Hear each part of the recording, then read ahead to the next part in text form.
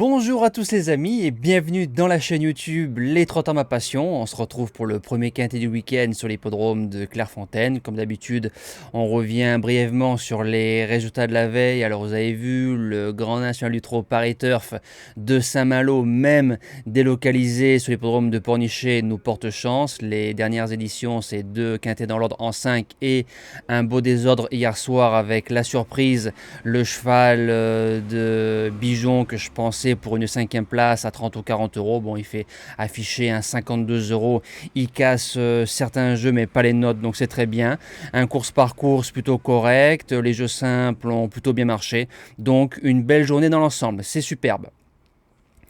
Alors samedi, le prix Deauville Tattoo Festival. Faites attention, on est bien à Clairefontaine, 1800 mètres, les galopeurs, les 3 ans, 16 partants, quintet touffu, on va essayer d'être juste.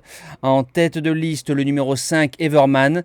C'est un cheval qui a une seule fausse note lors de sa semi-rentrée début août en ligne droite. Je pense un petit peu perdu par ce genre de tracé. C'est un bon petit cheval, 3e d'un quintet plus au putois en ayant été couru derrière, il est bien revenu. Pas facile à Compiègne de refaire le champ. Corde numéro 7 et l'excellent Didier Ardouin. Ça peut s'imposer.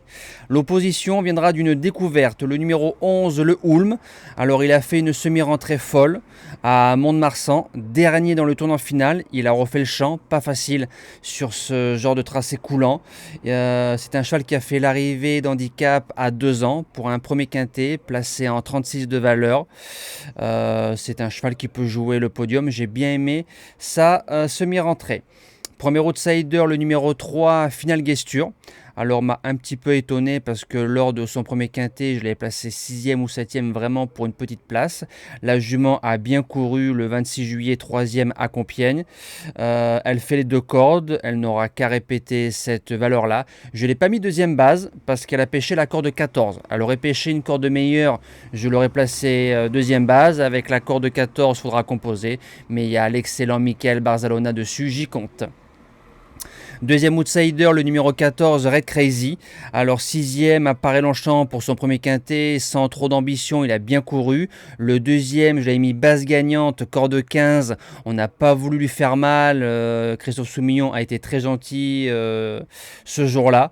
J'ai quand même bien aimé sa 6e place. Là, il aura la corde numéro 1, donc il n'y aura pas d'excuses. Avec un bon parcours, il doit au moins finir dans le quintet. En 5e position, le numéro 8, Mash Media.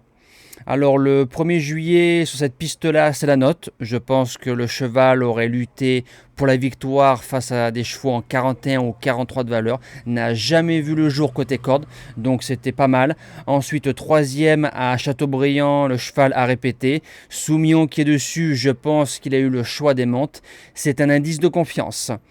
6e position, le numéro 10, Tinette. Alors la vacherie, elle a tapé la corde numéro 16, mais je la laisse quand même en 6e place. 6e du quintet plus à Everman, le 14 juin, n'ayant pas eu une ligne droite fluide. Je pense qu'en ayant eu une ligne droite plus facile, la jument aurait terminé à coup sûr dans les 5 et vient de gagner après 3 kilos de pénalité. Mais comme c'est une jument rugueuse et courageuse, je l'ai gardée dans ma sélection.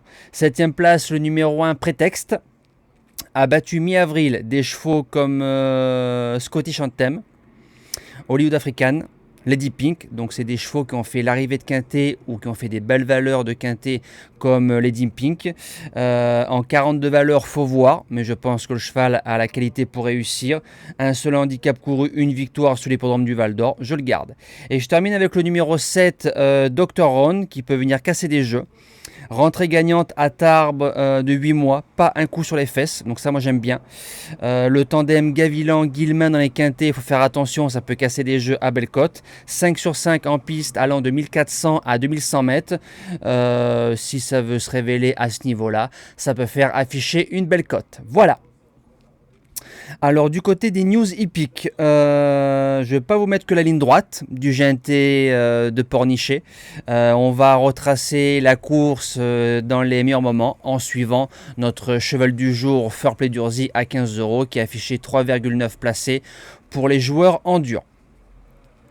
Alors c'est parti, vous voyez le départ qui a été bon, je le flèche avec un truc voyant pour que tout le monde puisse suivre. Il essaye de suivre le dos de Echo de Chancelly, il a vite compris que ce serait un dos qui allait l'emmener un bon moment. Premier tournant, on est 6e, 7e ligne, il y a du train, donc je m'affole pas, je me dis qu'on va progresser gentiment dans des dos, ce n'est qu'une question de temps. Deuxième tournant, ça avance, le Bijon qui veut faire fort, Gabi aussi qui veut la corde, donc tout va bien pour le moment, on reste toujours 6e, 7e ligne, mais ça va. Ensuite, devant les tribunes, on voit Julien Dubois qui a une puissance folle, il dit bon, je vais devant, il a peut-être un petit peu cramé Frenchman, et là où je me suis inquiété, c'est dans le troisième tournant, on n'a pas progressé par rapport au premier tournant.